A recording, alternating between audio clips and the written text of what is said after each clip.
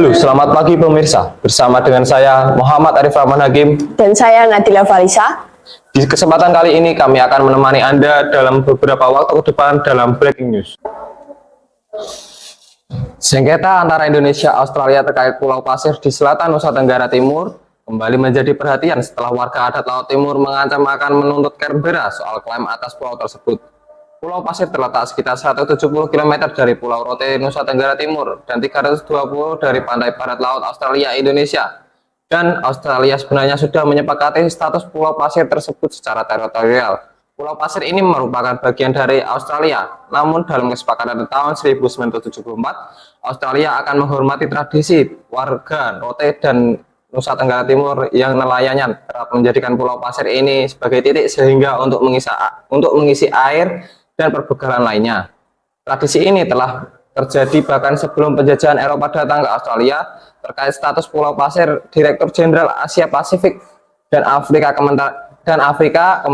Kementerian Luar Negeri Abdul Qadir Jailani di Twitter menjelaskan Inggris sempat menjajah Australia pada abad ke-18. Ketika itu wilayah kekuasaan mereka meliputi Pulau Pasir atau yang bernama Pulau Asmore dan Cartier, dan kemudian pada 1933 Inggris menyerahkan pulau tersebut ke Australia. Jailani menjelaskan berdasarkan hukum internasional, wilayah NKRI hanya sebatas wilayah bekas Hindia Belanda. Menurut Jailani, selama ini Pulau Pasir tidak pernah menjadi bagian dari wilayah dari Hindia Belanda. Masyarakat adat Nusa Tenggara Timur atau NTT tetap akan menggugat klaim Australia atas Pulau Pasir.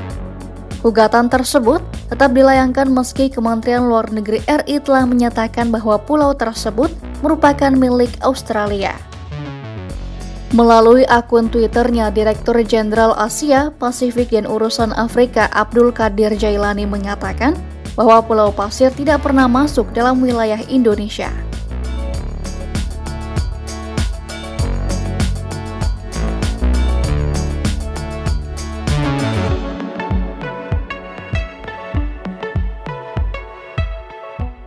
Meski demikian, pemegang mandat hak ulayat masyarakat adat Laut Timur, Ferdi Tanoni, tidak setuju dengan pernyataan tersebut. Menurut Ferdi, kepemilikan Australia atas Pulau Pasir tidak sah.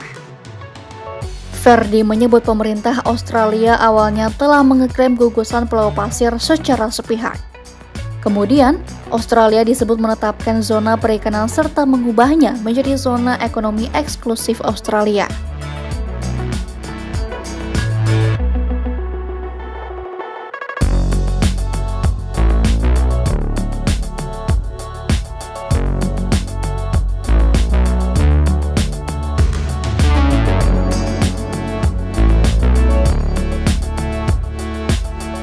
Gugusan Pulau Pasir atau Ashmore Reef sendiri terletak di antara Laut Timur dengan perairan utara Australia.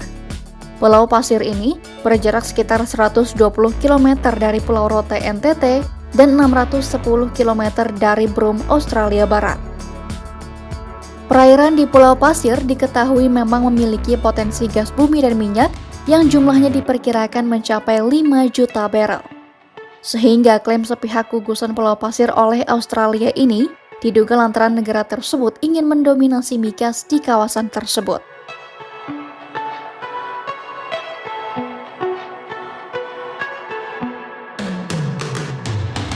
Selanjutnya, mari kita dengar tanggapan dari Kementerian Luar Negeri Ibu Widya Putri Natasha.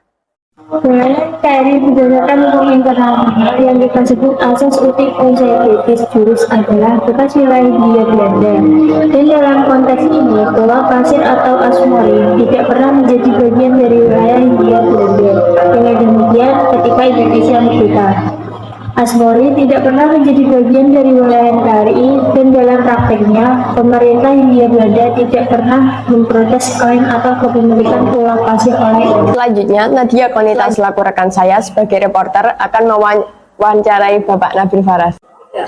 Ya, selamat siang. Di sini dengan Nadia Konita. Di sini saya sudah bertemu dua narasumber yang akan saya wawancarai. Yang pertama, Pak Nabil sebagai warga di kota ini dan seorang siswa di kota ini, yaitu Dek Dewi. Yang pertama, Pak Nabil, bagaimana pendapat Anda tentang kasus pengklaiman Pulau Pasir ini? Oke, ini adalah sebuah pertanyaan aneh dan tidak masuk akal. Benar, Kapten Samuel ketika hendak pulang dari Australia ke Inggris melewati gugusan Pulau Pasir dan mengeklaim secara sepihak ke pemerintah Inggris bahwa itu miliknya. Baik, terima kasih. Untuk Dek Dewi, bagaimana pendapat tentang kasus pengklaiman pasir ini?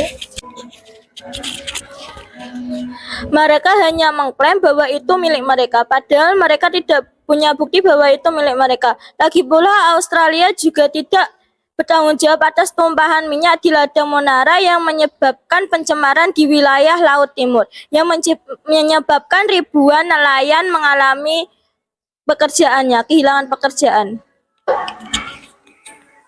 Baik, terima kasih. Selanjutnya kita kembali ke studio. Dan selanjutnya, rekan saya Ailsyah Ahmadiyah yang berada di Koramil 01 Pati akan mewawancarai Bapak Soyani selaku Dan Ramil Koramil 01 Pati. Ya, Ailsyah, apakah bisa mendengar suara saya? Ya, saya di sini. Selamat siang pemirsa. Saya Ailsyah Ahmadiyah Al-Faribi. Di sini saya akan mewawancarai Bapak Suyani selaku Dan Ramil di Koramil 01 di kota ini. Pertanyaan yang pertama, di era sekarang ini kan banyak sekali kasus-kasus geopolitik yang terjadi di Indonesia. Nah, bagaimana pendapat Bapak ketika mendengar perebutan pulau antar negara?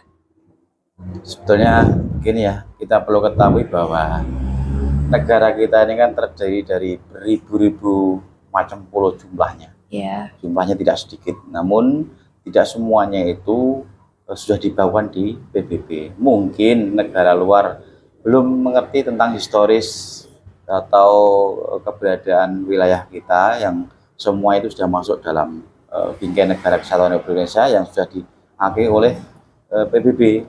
Nah, ini mungkin negara luar itu belum mengerti secara historisnya saja. Kalau seperti itu kan harus dilihat dulu, diselesaikan dengan baik. Ya, harus mengkaji, dilihat dengan baik sejarahnya, historisnya itu. Iya. Lalu pertanyaan kedua, kira-kira faktor apa saja yang bisa mempengaruhi konflik perebutan pulau yang sering terjadi belakangan ini, Pak? Ya, salah satunya kenapa pulau-pulau kita, terutama yang di luar-luar itu, pulau terluar ya, banyak yang diincar, banyak yang diganggu oleh negara-negara luar. Satu faktor yang mempengaruhi adalah paling utama bahwa negara kita ini kaya akan sumber daya mineral, ya, tambang di situ, kemudian macam-macam tambang, sehingga banyak negara luar yang punya kepentingan kepada negara kita. Dengan perlu diketahui bahwa ke depan ini sumber energi di dunia ini semakin lama semakin habis. Jadi cadangan sumber energi yang paling banyak, yang terkaya di dunia ini adalah negara kita Indonesia. Iya. Baik, pertanyaan ketiga, apa pendapat Bapak sebagai TNI terhadap kasus ini? Ya, pendapat saya ya, kita ikuti pimpinan-pimpinan kita bahwa beliau-beliau itu sudah menyiapkan langkah strategis mungkin menghadapi situasi global saat ini. Dan kita sebagai anak bangsa dan saya sebagai penjaga kedaulatan negara kami ya, bukan saya, kami TNI penjaga kedaulatan negara, tentunya mengikuti apa petunjuk dan dari pimpinan. Tentunya pimpinan sudah mengambil langkah-langkah itu untuk kepentingan strategis negara, melalui diselesaikan dengan jalur diplomatik, mungkin melalui jalur-jalurnya Menteri Luar Negeri dan sebagainya. Ya. Lalu pertanyaan kelima, dari sudut pandang TNI, kira-kira bagaimana cara penyelesaian masalah dalam menghadapi kasus tersebut? Ya, tadi saya sampaikan penyelesaian masalah dengan menyampaikan kepada dunia luar bahwa luas wilayah saya ini kan sekian ribu kilometer ya, pulaunya bermacam-macam, dan itu sudah disampaikan, diakui oleh PBB. Tentunya melalui jalur-jalur diplomatik, penyelesaian itu dengan memberikan data secara nyata maupun sejarah atau historis daripada negara kita. Baik, pertanyaan yang terakhir, apa pesan Bapak untuk seluruh masyarakat Indonesia dalam mempertahankan keamanan negara? Pesan saya kepada seluruh rakyat Indonesia, tentunya kepada adik-adik semuanya. Iya. Ya, cintai negara ini. Sadari bahwa tidak lama lagi, suatu saat lagi adik-adik ini akan mau tidak mau akan menjadi pemimpin atau menjadi generasi penerus daripada kami. Ya, untuk itu belajar yang baik, kemudian bina hubungan dengan teman yang baik, tidak tergoda hal yang merusak cita-cita daripada adik-adik. Belajar dengan baik. Ya, entah mau atau tidak, sadar atau tidak, dipaksakan bahwa adik-adik ini generasi besok. Ya, penerus yang akan meneruskan perjuangan dari kami semuanya. Mungkin kami 20, 30 tahun, 50 tahun sudah tidak ada generasi lagi. Ini adik-adik ini dari sekarang mulai ya, generasi ini dicetak belajar dengan baik, dengan benar, sehingga mengisi kemerdekaan atau melanjutkan perjuangan ini, menata negara ini, adik-adik yang berperan. Generasi muda berikut. Baik. Terima kasih Pak Ya. sudah mau diwawancarai. Itu aja ya. Makasih. Ya. Mungkin saya salah, ada yang kurang berkenan segala macam. Iya. Sepengetahuan kami seperti itu ya, mohon maaf. Sebagai tambahan untuk referensi saja. Iya, baik. Oke, terima kasih adik-adik. Sekali lagi saya pesan, sampaikan kepada rekan-rekannya yang lain untuk belajar yang baik. Ya. Baik. Jangan tergoda dengan godaan yang sifatnya semu atau sementara. Belajar, belajar, dan belajar. Baik, Pak. Oke, makasih. Assalamualaikum warahmatullahi wabarakatuh. Terima kasih. Terima kasih telah menyaksikan berita hari ini. Kami pamit undur diri. Selamat siang dan sampai jumpa.